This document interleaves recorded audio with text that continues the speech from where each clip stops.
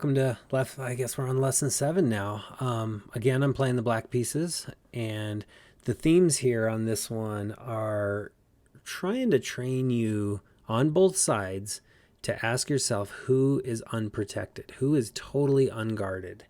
And then we're gonna, as we get to about midway through this game, I'm gonna talk about split attacks. It is hands down the most powerful thing you need to be doing in chess to really up your game to the next level.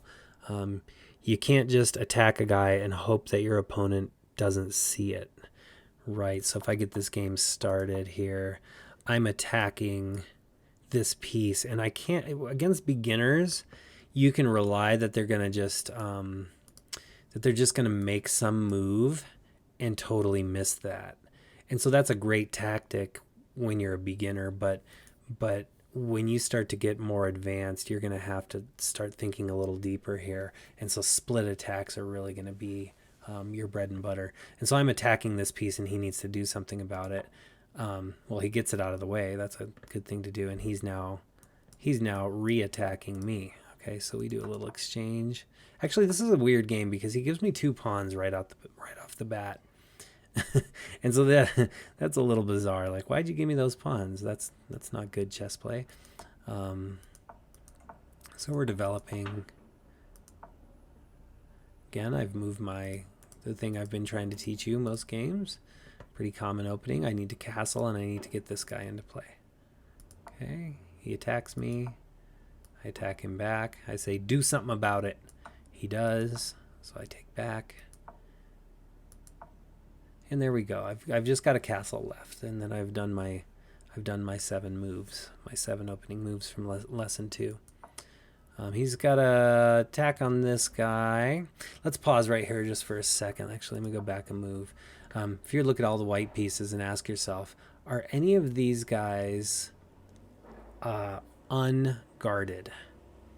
Are any of these guys unprotected or unguarded? And starting to be able to spot that as the black player, and noticing this guy in the middle has nobody guarding him, and this guy over here has nobody guarding him. And you can go through all the other pieces and see that the king is guarding all these guys. The queen guards all this. The rook and queen guard each other. Right, this guy's technically unguarded, but there's no way to get to him, right? So that's not really worth mentioning. So really, these guys, just kind of keep an eye on them. That's all. It doesn't mean you have to go after them right away. It's just good to know. And then you should also be scanning your own pieces and saying, who's unguarded here? My rooks are unguarded, but as soon as I castle one way or the other, the rook will flip over, and then the rooks will be protecting each other. So I'm not really worried back here. This guy's totally unguarded. This guy's unguarded. This knight is protecting him. This guy's completely unguarded. So I have 3 pieces here that are totally unprotected. So it's just good to know where they're at. That's all. There's no bigger lesson than that. Just kind of keeping it in mind and getting a sense for that. So he attacks one of my unguarded pieces. I run away. He attacks me again. I run away. He takes. I take. I could have taken here with my queen, but I wanted to keep my queen on the left side of the board here. So he's attacking me, so I do something about it. He takes back. I can't take because he has it protected, so I need to run away. And again, quick pause. Who's unprotected here? This guy's being guarded. This guy's being guarded. Really, this is the only pawn I see worth mentioning. This guy's technically unguarded too, if I could somehow get a piece on this diagonal, but it's not obvious how to get to this guy. Then on my side, unguarded, and everybody else looks pretty good here. So here we go. Keep going.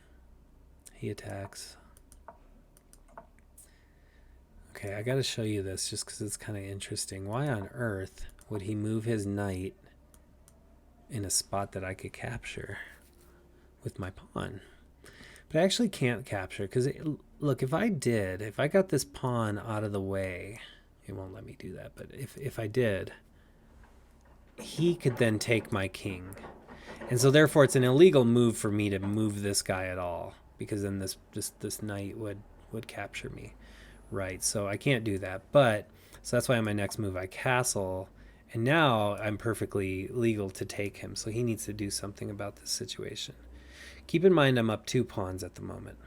So he grabs one back. And so now I'm only up 1.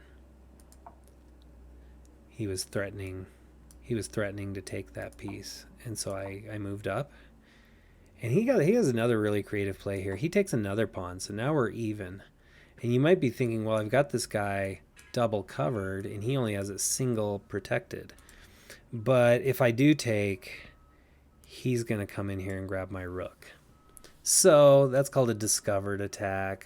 So once I move out of the way, it's like, surprise, and he grabs a more valuable piece from me. So I don't want to do that. So again, he's gobbled up 2 of my pawns. We're back to even, and I'm now in trouble again with this rook.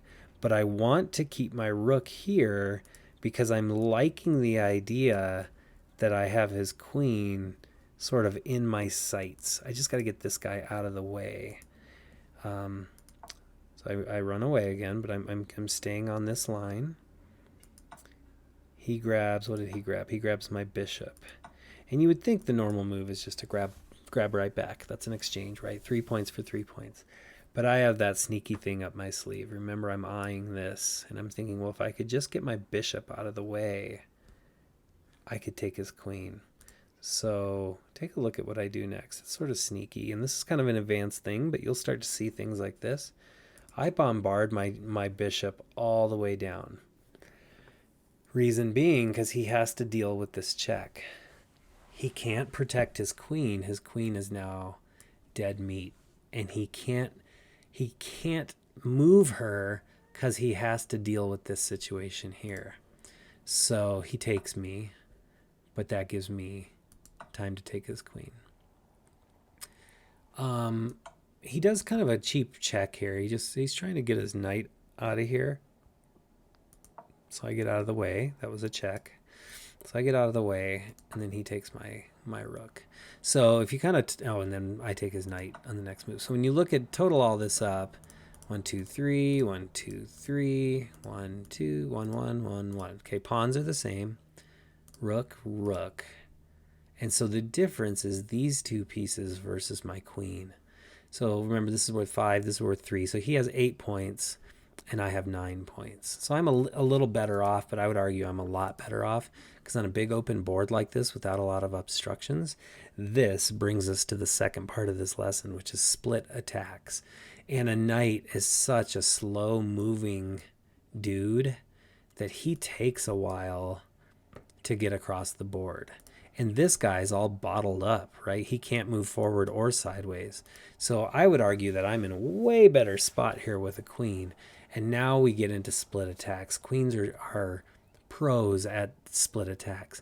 So quick intersection here. What pieces of his do you see unprotected? King is guarding this. This guy's guarding that guy. These guys are both guarding that. So this guy's unprotected. This guy's unprotected. This guy's unprotected. Oh, no, not this guy, because the knight. But this guy's unprotected. So those 3 red pieces. So I would love if I can try to get any of those pieces right here, right now. And the way you do it is by checking the king. And so for my first move, I'm going to put him in. Oh, no, it's his move. Okay, so, okay, now this guy's unprotected. This guy's unprotected. And these guys are now guarding each other. Okay. Here's a check. And this is my split attack. I know this guy's unprotected, unguarded. And so I know he has to deal with the check, and then I can gobble up the piece. So you're always looking for a split attack like that. He moves his king, and I grab a piece. Now I'm up 2 points.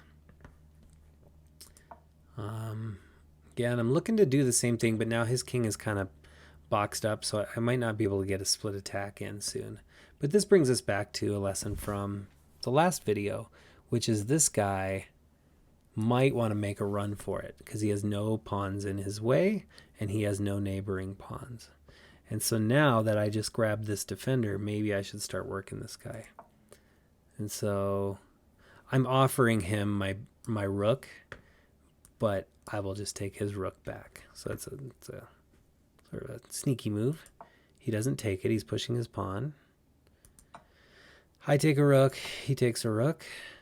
Whenever you have an advantage, it's good to just start wiping pieces off the board, especially with this queen, because I want to do split attacks, and I don't want as many pieces obstructing that. So now I'm moving here because I'm attacking this guy unprotected, and I'm attacking this guy unprotected, unguarded. He checks me, which is a terrible move because I just take it. And now he's given my king a little fortress here to hide out in. I have no idea how he's ever going to come in and get me with these two pieces. So that was kind of a wasted pawn. So he just gave me that pawn for free.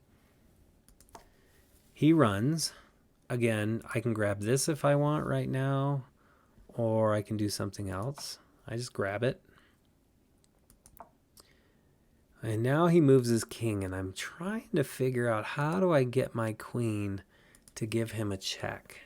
And I don't have it. I'm on the white squares here, so he's on green and I'm on white, so it's not totally obvious how to get to him.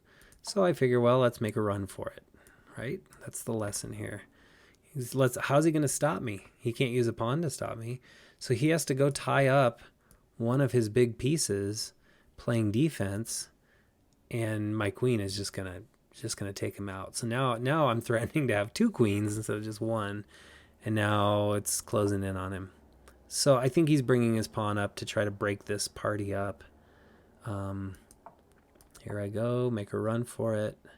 Now he's on white, and I'm really tempted to try to come figure this out, but my guy's in the way.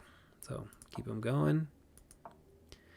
And now he left me open. So here comes my queen to check him. Let's just see what happens. He runs. I'm running. I'm going for the queen. This is a cool move, I suppose, because he's thinking, well, if I get a queen, he'll take my queen. And so it's a trade. It's a loss of a queen and a win of a queen.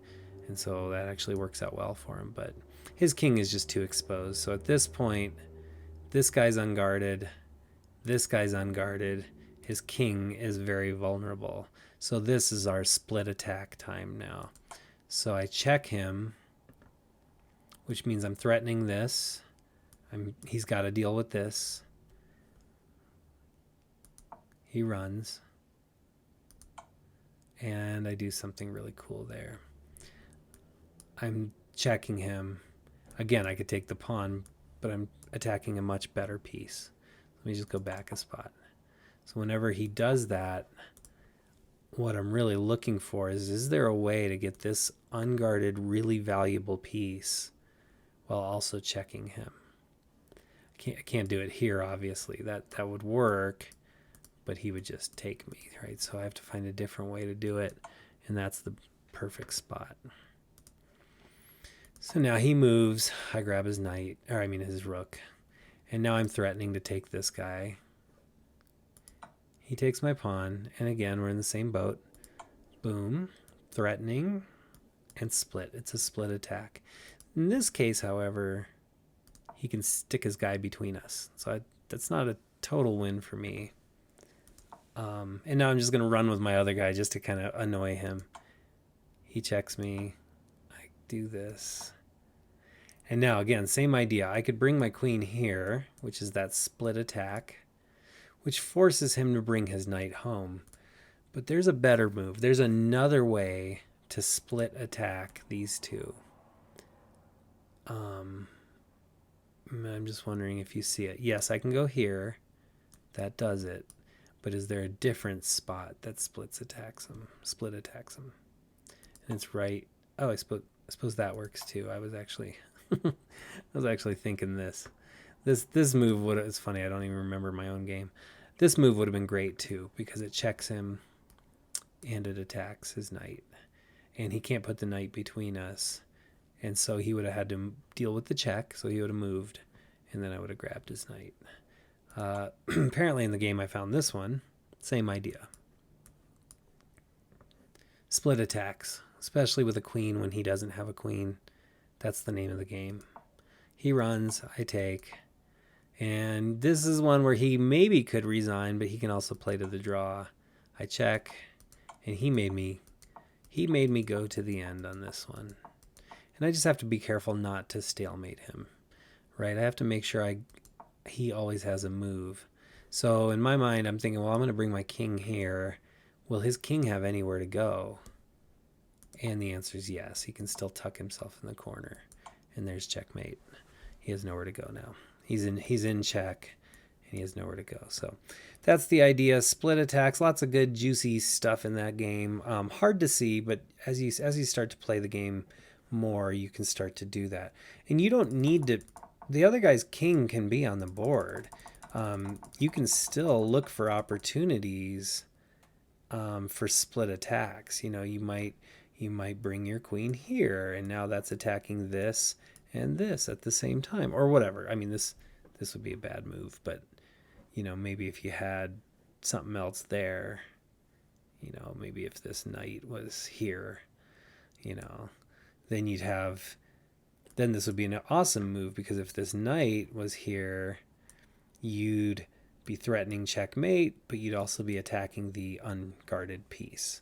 And so split attacks and unguarded pieces are huge.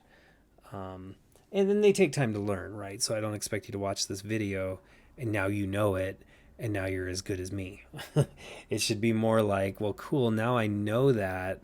Let me build some awareness around who's unguarded on their team, who's unguarded on my team, and are there opportunities for a split attack?